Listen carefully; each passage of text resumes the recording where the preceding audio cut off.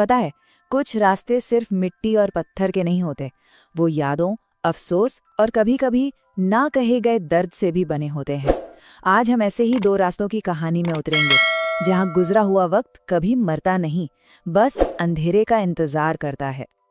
ये सिर्फ एक चेतावनी नहीं है, ये एक सरहद है जो जिंदा लोगों की दुनिया और मुर्दों की दुनिया के बीच खींची गई है। और कुछ लोग इस सरहद को पार करने की गलती कर बैठते हैं। चलिए, कहानी की शुरुआत करते हैं राजनपुर गांव से। यहाँ शहर से आया एक नौजवान है, अजय। गांव वालों की भूत प्रेत की बातों पर वो बस हंस देता है। उसके लिए ये सब अंधविश्वास है और कुछ नहीं। खासकर वो पुराने पीपल वाले रास्ते की कहानियां। अब होता ये है कि भारी बारिश की वजह से बसें बंद हो जाती हैं और अजय को घर जल्दी पहुंचना है। गांव के एक बुजुर्ग राम स्वरूप बाबा उसे साफ साफ मना करते हैं, लेकिन एक दूसरा गांव वाला मोहन उसे उकसाता है और अजय समय बचाने के लिए उस बदनाम रास्ते पर अकेला ही निकल पड़ता है। तो अजय ने चेतावनी को नजरअंदाज कर दिया और बस यहीं से असली कहानी शुरू होती है। सोचिए, चारों तरफ घना जंगल, कीचड़ भरा रास्ता और रात का गहरा सन्नाटा। अजय को लगता है कि वो अकेला है, लेकिन वो बहुत बड़ी गलती कर रहा था। पहले उसे अपने पीछे किसी के चलने की आहट सुनाई देती है। पलट कर देखता है तो कोई नहीं होता। फिर उसे किसी के धीरे धीरे सिसकने की आवाज आती है और फिर टॉर्च की रोशनी में उसे सफेद साड़ी पहने एक औरत दिखती है। उसके बाल उसके चेहरे पर बिखरे हुए हैं। जब वो औरत धीरे धीरे अपना सिर उठाती है, अजय की तो जैसे जान ही निकल जाती है। उसका चेहरा खून से लथपथ है और जहां आंखें होनी चाहिए थीं, वहां कुछ भी नहीं है। ठीक उसी पल जब अजय को लगा कि बस अब सब खत्म, एक स्थानीय तांत्रिक वहां पहुंच जाता है।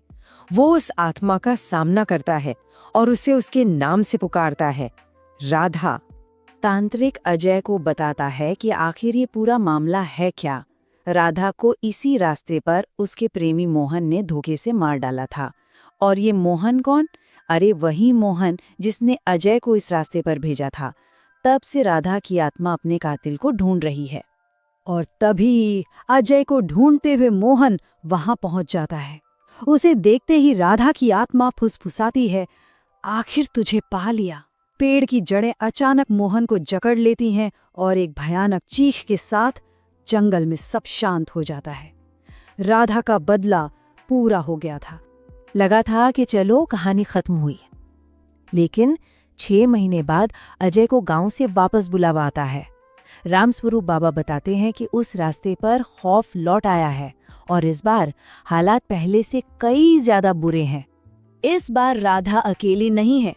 उसने उन सभी आत्माओं को अपने साथ इकट्ठा कर लिया है जिनकी मौत धोखे की वजह से हुई थी। मतलब उसकी जो निजी त्रासदी थी वो अब एक सामूहिक गुस्से में बदल चुकी है, और ये गुस्सा पहले से कई ज्यादा शक्तिशाली और खतरनाक है। गांव के 3 लोग गायब हो चुके हैं। तांत्रिक चेतावनी देता है कि अब ये एक अकेली आत्मा का मामला नहीं, बल्कि कई आत्माओं की मिली-जुली शक्ति है। वो अजय और एक गांव वाले की जान एक लाल धागे से बचाता है। एक भयानक टकराव के बाद आत्माएं तो चली जाती हैं, लेकिन उस पुराने पीपल के पेड़ पर एक गहरा काला निशान छोड़ जाती हैं। एक ऐसा निशान जो धुएं की तरह हिलता है, जैसे अंदर कुछ अब भी सांस ले रहा हो।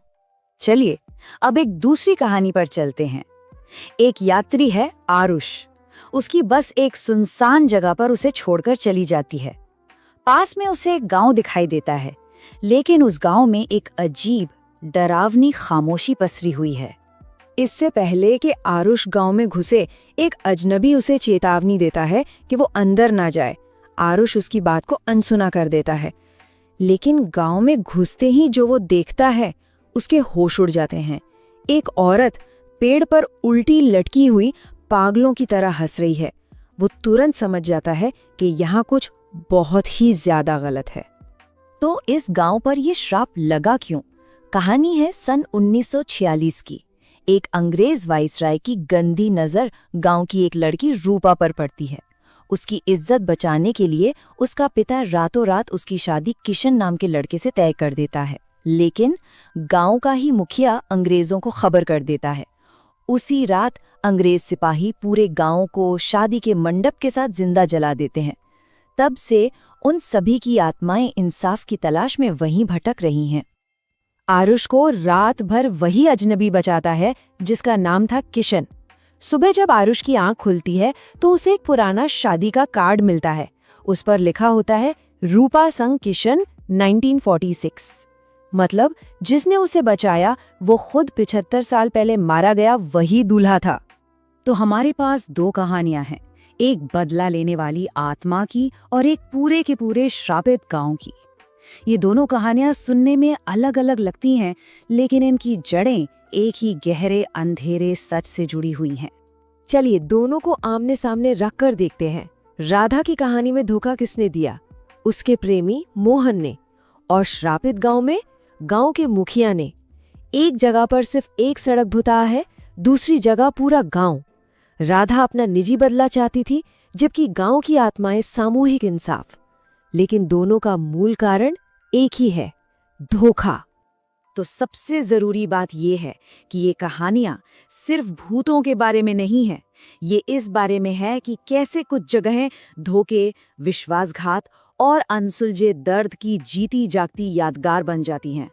वो सड़क और वो गांव, ये सिर्फ जमीन के टुकड़े नहीं हैं, ये इतिहास के वो गहरे जख्म हैं जो आज तक नहीं भरे। और ये सब हमें एक सवाल पर लाकर खड़ा कर देता है, क्या ऐसा हो सकता है कि कुछ जगहें, कुछ रास्ते, कुछ गांव वाकई दर्द को याद रखते हैं और उस दर्द को तब तक जिंदा रखते हैं जब तक उन्हें इंसाफ नहीं मिल जाता।